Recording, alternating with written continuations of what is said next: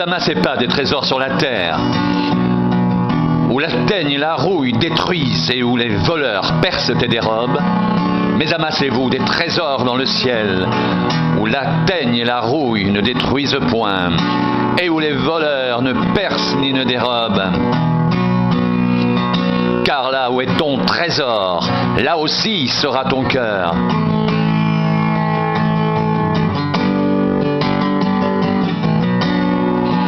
L'œil est la lampe du corps. Si ton œil est en bon état, tout ton corps sera éclairé.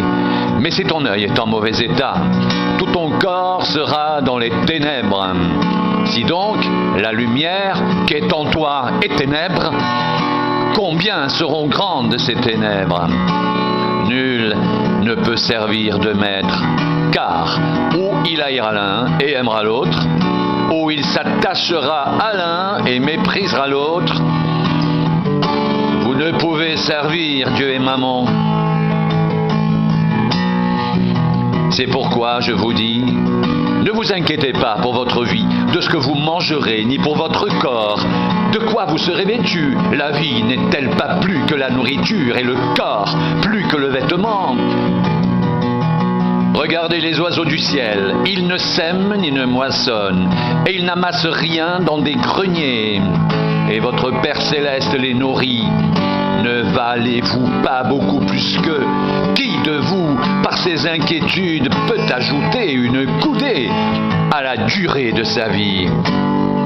Et pourquoi vous inquiétez au sujet du vêtement? Considérez comment croissent les lys des champs. Ils ne travaillent ni ne filent. Cependant, je vous dis que Salomon même, dans toute sa gloire, n'a pas été vêtu comme l'un d'eux. Si Dieu revêt ainsi l'herbe des champs, qui existe aujourd'hui et qui sera demain jetée au four, ne vous vêtira-t-il pas à plus forte raison, gens de peu de foi? Ne vous inquiétez donc point et ne dites pas que mangerons-nous, que boirons-nous, de quoi serons-nous vêtus, car toutes ces choses, ce sont les païens qui les recherchent. Votre Père céleste sait que vous en avez besoin. Recherchez premièrement le royaume et la justice de Dieu. Et toutes ces choses vous seront données par-dessus. Ne vous inquiétez donc pas du lendemain, car le lendemain aura soin de lui-même. À chaque jour suffit sa peine.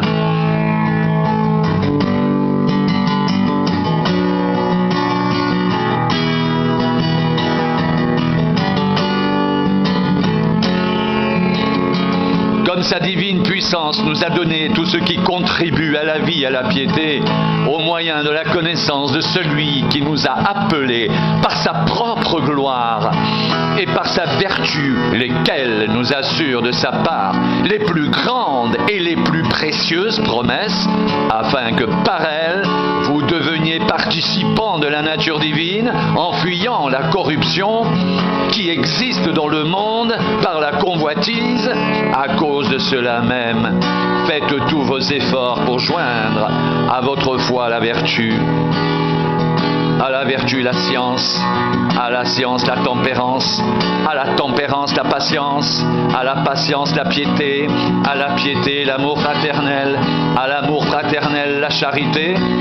Car si ces choses sont en vous, et y sont avec abondance, elles ne vous laisseront point oisifs ni stériles pour la connaissance de notre Seigneur Jésus-Christ.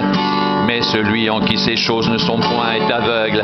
Il ne voit pas de loin et il a mis en oubli la purification de ses anciens péchés. C'est pourquoi, frères, appliquez-vous d'autant plus à affermir votre vocation et votre élection, car en faisant cela, vous ne broncherez jamais. C'est ainsi en effet que l'entrée dans le royaume éternel de notre Seigneur et Sauveur Jésus-Christ vous sera pleinement accordée.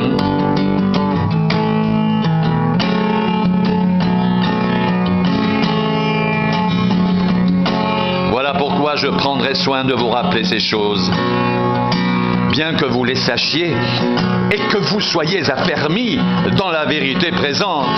Je regarde comme un devoir, aussi longtemps que je suis dans cette tente, de vous tenir en éveil par des avertissements car je sais que je la quitterai subitement, ainsi que notre Seigneur Jésus-Christ me l'a fait connaître. Mais j'aurai soin qu'après mon départ, vous puissiez toujours vous souvenir de ces choses.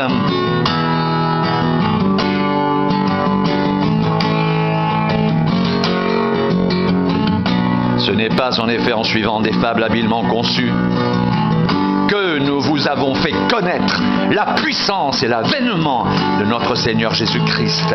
Mais c'est comme ayant vu sa majesté de nos propres yeux, car il a reçu de Dieu le Père honneur et gloire, quand la gloire magnifique lui fit entendre une voix qui disait « Celui-ci est mon Fils bien-aimé, en qui j'ai mis toute mon affection. » Et nous avons entendu cette voix venant du ciel, lorsque nous étions avec lui sur la sainte montagne.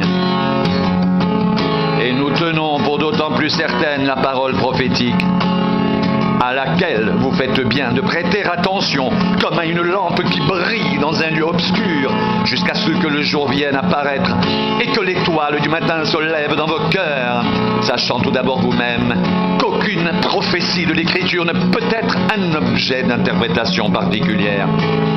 Car ce n'est pas par une volonté d'homme qu'une prophétie a jamais été apportée, mais c'est poussé par le Saint-Esprit que des hommes ont parlé de la part de Dieu.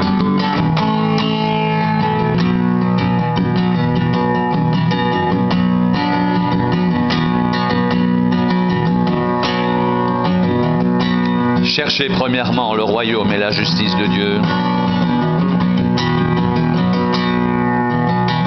et toutes ces choses vous seront données par-dessus.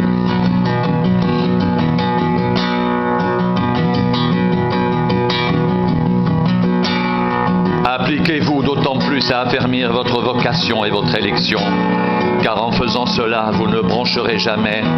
C'est ainsi en effet que l'entrée dans le royaume éternel de notre Seigneur et Sauveur Jésus-Christ vous sera pleinement accordée. Ne vous inquiétez donc point et ne dites pas que mangerons-nous, que boirons-nous, de quoi serons-nous vêtus, car toutes ces choses, ce sont les païens qui les recherchent. Votre Père Céleste sait que vous en avez besoin. Cherchez premièrement le royaume et la justice de Dieu, et toutes ces choses vous seront données par-dessus. Ne vous inquiétez donc pas du lendemain, car le lendemain aura soin de lui-même.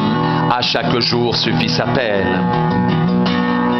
C'est pourquoi, frères, appliquez-vous d'autant plus à affermir votre vocation et votre élection, car en faisant cela, vous ne broncherez jamais. C'est ainsi en effet que l'entrée dans le royaume éternel de notre Seigneur et Sauveur Jésus-Christ vous sera pleinement accordée.